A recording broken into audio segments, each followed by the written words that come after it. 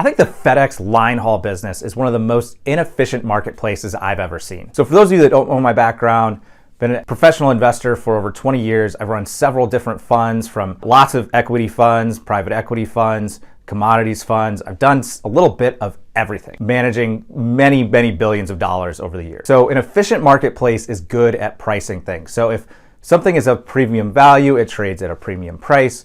If something's really kind of crappy, it trades at a lower valuation. Looking at the line haul market, I don't think it correctly accounts for the quality of revenue that comes into the business. Now, for background, there's three types of routes within FedEx Linehaul business. First, the best are dedicated runs, and those are runs that go from one set location to another location, typically on a weekly basis.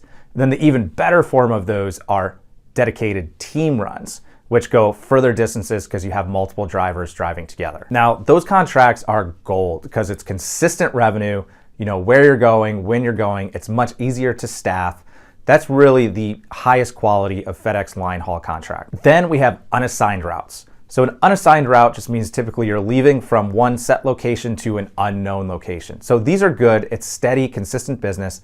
It's a little harder to staff just because how long the route might be unknown. Exactly where they're going is unknown, but these are still good routes. And again, these can either be solo or team driven. And then the lowest quality revenue is just a spot run. So if FedEx just needs someone to go and do something, you can basically raise your hand and say, hey, I'll do that, and you get the route. Now this business, it's not contractual, it's just as needed. So it would be considered a much lower quality revenue than the dedicated routes, because the dedicated routes, you know you're gonna get that money every week. The spot routes, you don't know if you're going to get that money. They're a lot harder to staff because you might have a lot of work one week but no work the next week. So it makes the business much more difficult if it's heavily driven by spot business versus dedicated business. So I don't think the market does a good enough job discerning between what type of route that revenue is coming from. So you should pay a much higher price for a business that's, say, 100% dedicated than one that's 100% spot. Now let's say we have a FedEx Linehaul business, pretty good business, generating about $500,000 in annual cash flow.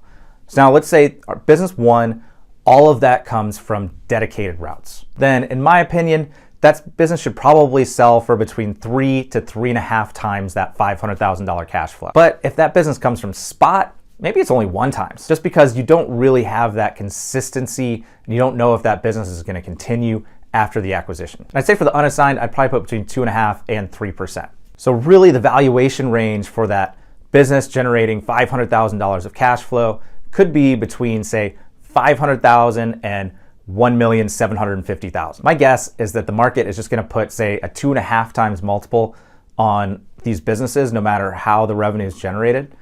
And that would put it about a $1.25 million valuation. So meaning if you went and bought a business that was mostly spot runs, you're getting a terrible deal and you're getting completely ripped off.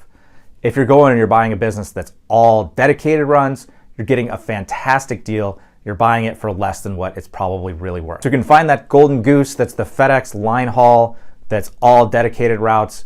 You want to jump on it.